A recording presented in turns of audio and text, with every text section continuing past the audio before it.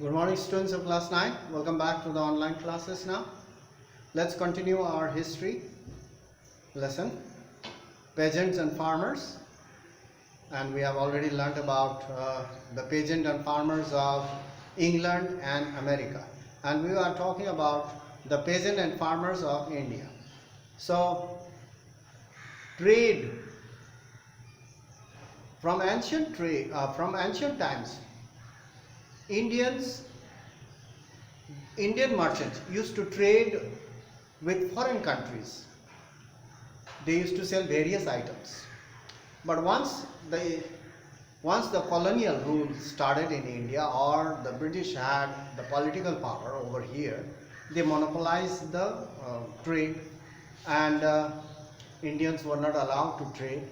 Not only that, the East India Company was trading with China, and they had nothing to sell in China.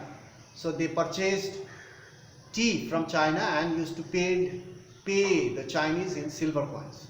So now they needed something to sell there. So they found what was in great demand in China.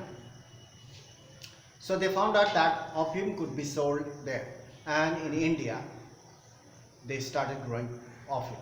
But you see that here it is from page 132. Western merchants. In the beginning, opium was introduced by Portuguese. We have already learned. And the Manchus were scared. They feared that these Western merchants, they will interfere in the local politics. That's why foreign goods are not allowed to enter. And these people were addicted. The Manchus were aware that this type of drugs, opium, is addicted. People will get addicted to these drugs. So therefore, foreign goods are not allowed. So, but the Western merchants illegally brought opium over there, and they used to bring opium at night, and their ships used to come at various ports at night and used to smuggle the opium there. So now here, Western merchants in mid-18th century. Western merchant means the Englishmen, the Europeans in the mid-18th century began an illegal trade in opium. An illegal trade. So that means illegal means the smuggling. They used to smuggle the goods there. They used to smuggle opium into China. So illegal trade in opium, because they had to sell opium in order to finance tea trade. So now it was unloaded. The opium was unloaded in a number of seaports, and that too at night. During the day they could be caught. They would be caught. So in a number of seaports, opium was unloaded. Seaports of southeastern China, and was carried by local agents.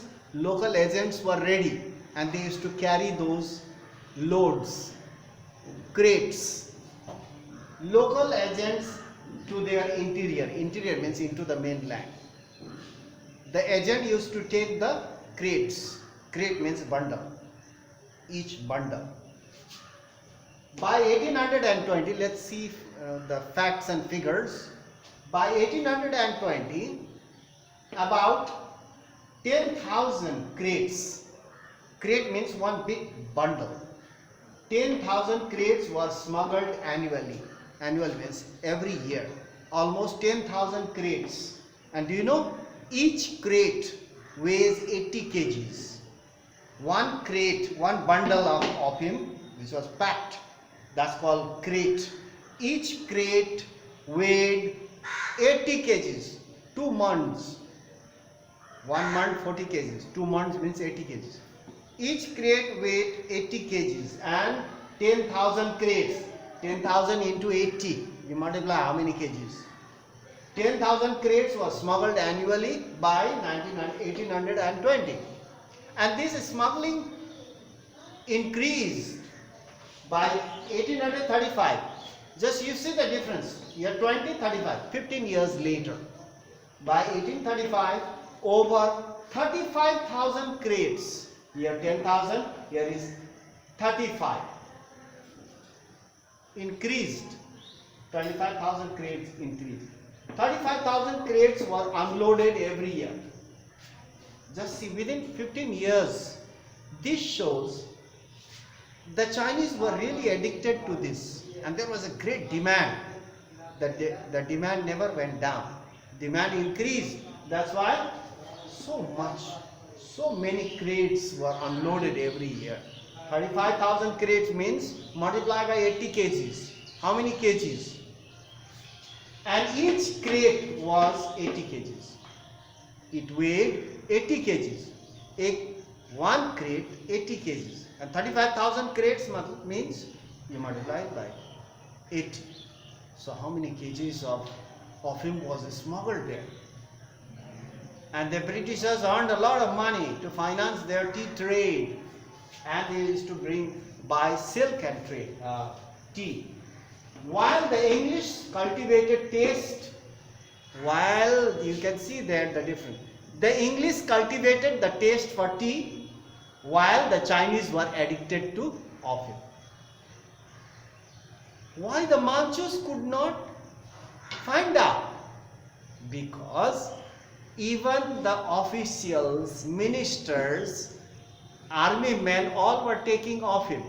Who will tell the Manchus? The Manchus never came to know.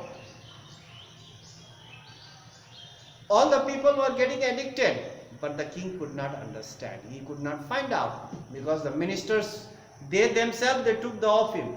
Army men, officials, ministers, pageants, shopkeepers, everybody were taking opium.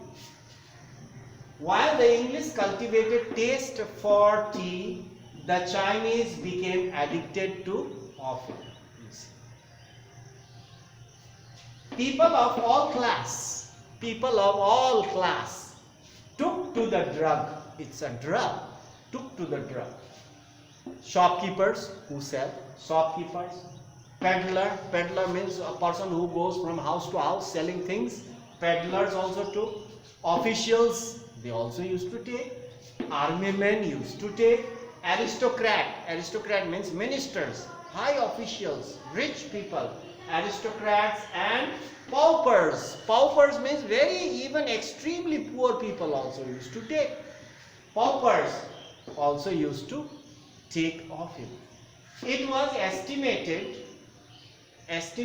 that about 4 million opium smokers, they used to smoke. 4 million opium smokers were there in 1839, by 1839 in China. By 1839, 4 million opium addicts, drug addicts were there in China. So, such a big number. So that's why there was a great demand for opium in China. And taking the advantage, the Britishers or the Europeans sold opium. From where did all these opium came from? Not from England. It came from India. The farmers were forced to grow opium. So now we'll talk about that. Now it's about to come. So that's all for today. We'll meet in the next class and continue our lesson tomorrow.